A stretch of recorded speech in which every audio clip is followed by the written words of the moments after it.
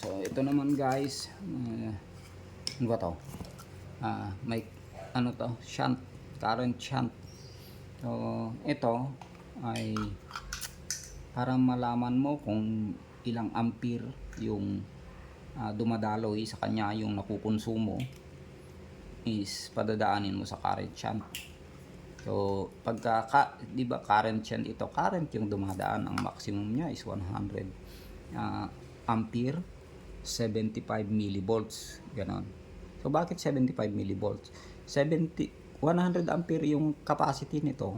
Pag tinadaan mo 100 ampere, ang voltage na mababasa mo dito is 75 volts, ganon.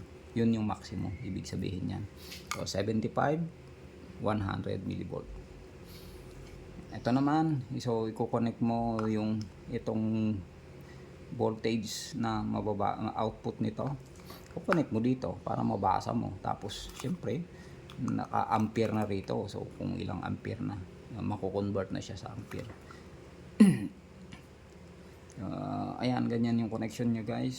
So ito yung load mo galing sa supply, papadaanin mo sa load kung ano lang ampere yung nabasa dito. Yung signal na millivolt, i-connect mo daw dito sa dalawang to.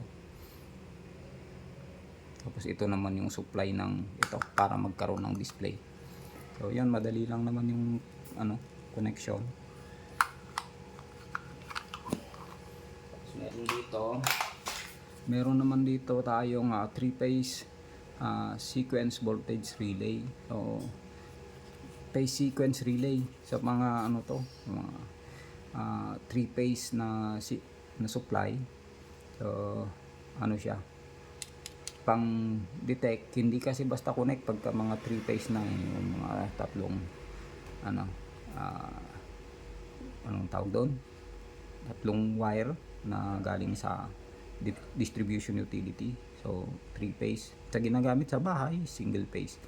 Sa 3-phase meron tayong tinatawag na phase sequence. So para hindi siya mag-reverse yung sequence, yung ABC na sequence, dapat ABC, ABC, ABC, ganun. Pagka CBA, magre-reverse yung mga motorized mga natin gamit.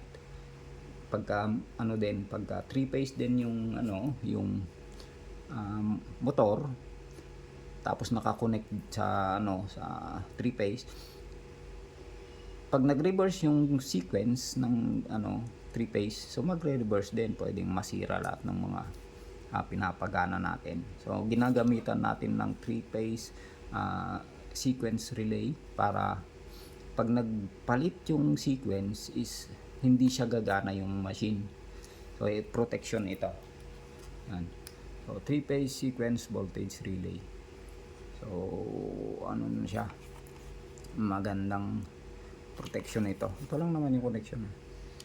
Hindi mawawala yung ganitong mga phase sequence relay pagka mga 3-phase supply.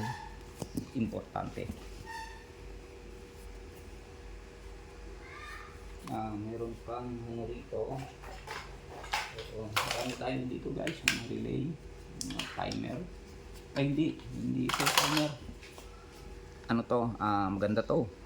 Ito siya, si floatless level switch. So yon, 100 volts AC ang supply.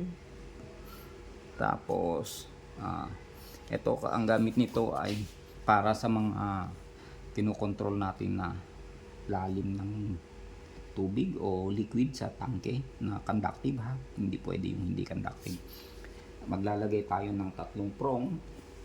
Halimbawa siya, yung level ng level ng tangke ito. Pagka mapuno, paandarin natin yung pump. Pagka mapuno, dapat titigil yung pump, hindi siya mag-overflow. So ito ang gamit ng ganon. So maglalagay ka ng ng probe, tatlo. So yung isa, dalawa lang to. Ito na lang. So ito yung pangatlo. So ganyan, hindi magkakaiba yung lalim ganyan.